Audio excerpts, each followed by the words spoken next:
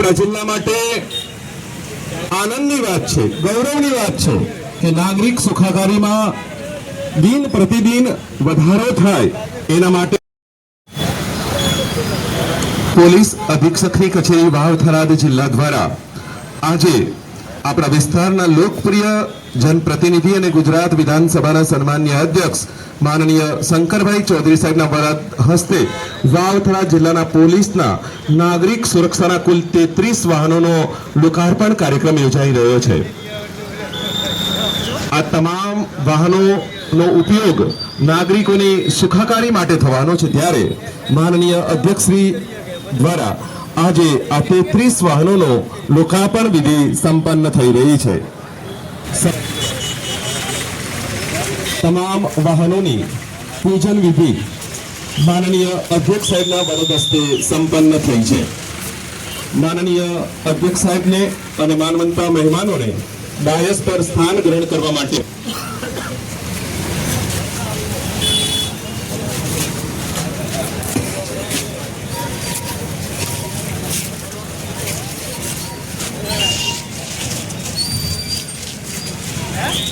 માનનીય અધ્યક્ષ સાહેબનો આજના લોકાર્પણ કાર્યક્રમમાં હાર્દિક સ્વાગત છે। માનનીય એસપી સાહેબનું પણ આજના કાર્યક્રમમાં હાર્દિક સ્વાગત છે। નગરપાલિકાના સન્માનીય પ્રમુખ શ્રી અર્જુનસિંહ વાઘેલા બાપુનું પણ આજના લોકાર્પણ કાર્યક્રમમાં હાર્દિક સ્વાગત છે।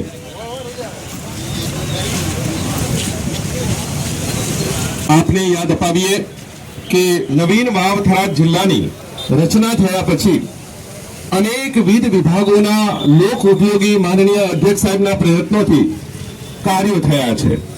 એમાં ખૂબ ઝડપથી વહીવટી તંત્રએ ગતિશીલતા પકડી છે। માનનીય પરબતભાઈ પટેલ સાહેબનું આજના લોકાર્પણ કાર્યક્રમમાં હાર્દિક સ્વાગત છે। વહીવટી ગતિશીલતાની સાથે સાથે નાગરિક સુખાકારી માટે જે કંઈ સાધન સુવિધાની જરૂર હોય એના માટે માનનીય અધ્યક્ષશ્રી સતત ચિંતિત રહ્યા છે અને એમાં એક નવું પીછું ઉમેરાયું છે। જે વાહનની આપણને વાત કરી હતી એ વાહનો હવે હું તમને વારાફરતી બતાવવા જઈ રહ્યો છું, તો શાંતિથી તમે બેઠા બેઠા જોઈ લો। તમે નંબર પ્લેટ પણ જોઈ લો। નંબર પ્લેટની નીચે જુઓ તમને લખેલ છે GP 27VT। એવું બધી ગાડીઓની અંદર અલગ અલગ નંબર પ્લેટોની નીચે આવું લખેલું છે।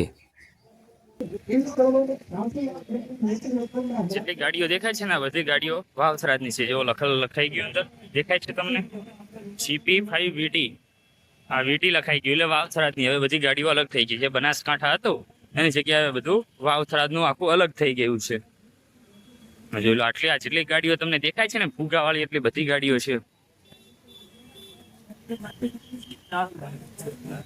જો બધે લખેલ છે, જો GP 13VT લખેલ છે, સામે GP Gujarat police 10VT Vav Tharad છે।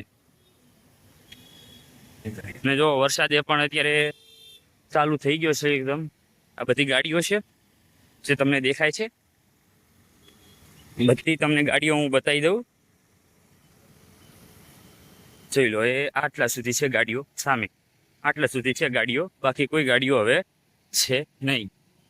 વચ્ચે વાવ થરાદ છે, જો આ સ્ટીકર મારેલ છે ને દેખાય વાવ થરાદ, ત્યાં પણ વાવ થરાદ છે।